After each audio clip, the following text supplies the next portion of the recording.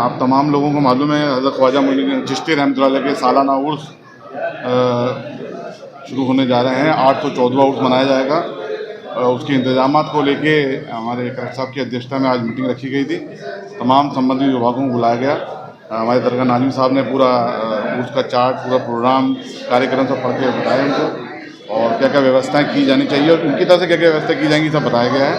और कलेक्टर साहब ने सबको निर्देशित किया कि समय रहते हुए तमाम इंतजाम किए जाएँ और ज़ायरीन को अच्छी अच्छी सुविधा कैसे प्रदान की जाए, क्योंकि इस बार उर्स जो आ रहे हैं वो छुट्टियों का दौर भी रहेगा, सर्दियों का दौर भी रहेगा, तो इंतज़ाम ज़्यादा करने पड़ेंगे ताकि ज़ायरीन को परेशानी ना हो। और आधिकारिक तौर पे जो दरगाह नाज़िम साहब हैं, हमारे दरगाह के एडमिनिस्ट्रेटर हैं, उनकी तरफ से आधिकारिक कार्यक्रम भी जारी कर दिया गया है उर्स का। उसके अनुसार जो है 15 और 16 दिसंबर को जो चाँद दिखने के अनुसार है कि झंडे की एक रस्म होती है यहाँ पर, जो औपचारिक रस्म होती है वो होगी। और चाँद की जो 29 तारीख होगी जमात-उस-सानी की, उस दिन अगर वो लगभग पड़ती है 19 और 20 दिसंबर को, अगर 19 तारीख को चाँद दिख जाता है तो 19 तारीख से 20 दिसंबर को चाँद दिखता है तो 20 तारीख से वहाँ पर शादियाने बजाए जाएंगे, चाँद का ऐलान होगा, हिलाल कमेटी चाँद का ऐलान करेगी, दरगाह से शादियाना बजाकर चाँद का ऐलान होगा। और उसी रात से जिस दिन चाँद दिखेगा, चाँद रात से ही दरगाह की धार्मिक रस्में, पारंपरिक रस्में जो है वो शुरुआत हो जाएगी, जिसमें मुख्य तौर पर दरगाह के अंदर महफिल खाने में आधिकारिक जो महफिल की जाती है, सज्जादा नशीन साहब की सदारत में वो महफिल होगी। और 19 तारीख से अगर चाँद दिखेगा 19 तारीख से पहली महफिल होगी, या 20 तारीख को दिसंबर को चाँद दिखेगा 20 तारीख को पहली महफिल होगी। ये महफिल का दस्तूर 6 दिन तक जारी रहेगा, छठी शब तक। और महफिल के दौरान ही पहली शब से लेकर छठी शब तक साहिबा सज्जादा नशीन किबला दीवान साहिब ज़ैनुल आबिदीन साहब मज़ार अक़दस को अपने दस्ते मुबारक से गुस्ल देने के लिए जाएंगे। ये गुस्ल की रस्म भी 1 तारीख से चाँद रात से लेकर छठी शब तक जारी रहेगी, 6 गुस्ल होंगे। उसके अलावा छठी के दिन, छठी इस बार शायद 26 दिसंबर को पढ़ने का है, अगर 25 को पड़ती है तो जुमेरात का दिन रहेगा, 26 को पड़ती है तो जुमे का दिन रहेगा। तो छठी के दिन जो कुल की रस्म होती है वो अदा होगी। उसमें सुबह 9 बजे से महफिल खाने में कुरान खानी होगी और 11:15 बजे करीब सज्जादा नशीन साहब की सदारत में महफिल की शुरुआत होगी कुल की। और महफिल की अंतिम जो कुल की रस्म होगी उस वक्त सज्जादा नशीन साहब को खिलत पेश किया जाएगा दरगाह कमेटी की तरफ से, और सज्जादा नशीन साहब कुल की रस्म अदा करने के लिए आस्थान नशीन में तशरीफ़ ले जाएंगे जन्नत दरवाजे होते हुए। ये धार्मिक रस्म होगी। इसके अतिरिक्त एक हज़्ब रिवायत एक रस्म है जो खानका शरीफ की 5 तारीख को 5 रजब को एक महफिल होती है सज्जादा नशीन की सदारत में, तमाम दरगाहों के हेड वहाँ मौजूद रहते हैं। वो महफिल होगी बाद नमाज ज़ोहर, जो असर की नमाज से जारी रहेगी। उस महफिल के बाद में सज्जादा नशीन साहब मुल्क की आवाम के नाम, मुल्क के नाम अपना पैगाम जारी करते हैं हज़्ब दस्तूर। उसमें बाकायदा अपना पैगाम जारी करेंगे और मुल्क की आने वाली जो आवाम ज़ायरीन आए उनके लिए दुआ की जाएगी, दुआ खैर की जाएगी, तमाम साथ फेरी से अपने घर वापसी हो।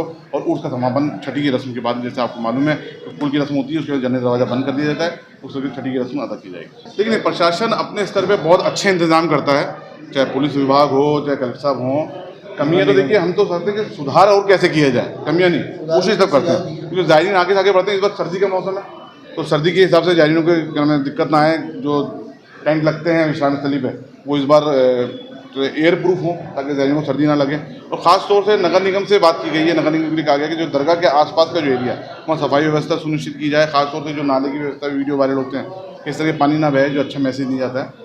सबने सहयोग के लिए बाकायदा उम्मीद है कि सबसे सहयोग मिलेगा, अच्छे से अच्छे इंतजाम होंगे। हमारे दरगाह नाज़िम साहब बहुत अच्छे इंतजाम कर रहे हैं, आगे भी करते रहेंगे, पुलिस प्रशासन भी कर रहा है। सुझाव देने का काम है सबका, सबने सुझाव दिए, लेकिन हम आने वाले ज़ायरीन की सुविधा को प्रायोरिटी दें कि उनको अच्छी से अच्छी सुविधा कैसे, किस मुसीबत से वो लोग कितनी दूर से यहाँ आते हैं और यहाँ आने के बाद में दर्शन के लिए 4-4 घंटे लाइन में लगे रहते हैं, तो अच्छी से दर्शन हो, स्मूथ ज़ियारत हो, उनकी जो आस्था है उसको किसी प्रकार से ठेस ना पहुँचे और उनको अच्छी सुविधा हम प्रदान कर सकें अजमेर वासी, और वो यहाँ से जाएँ तो यहाँ से अच्छा पैगाम लेके।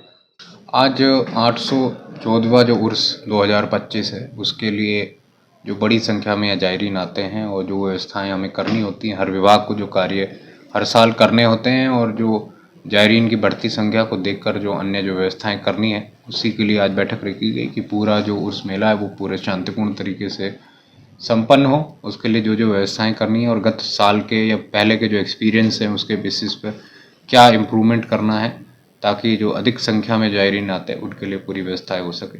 उसी के क्रम में जो आज ये बैठक रखी गई और कुछ लोगों ने अपने सुझाव भी दिए कि हम किस तरह से और इसको बेहतर कर सकते हैं। जैसे CCTV कैमराज जो हैं उनकी संख्या बढ़ाई जाए ताकि जो क्राउड कंट्रोल है वो हो सके, इसका पूरा एक सेंट्रलाइज मॉनिटरिंग हो सके।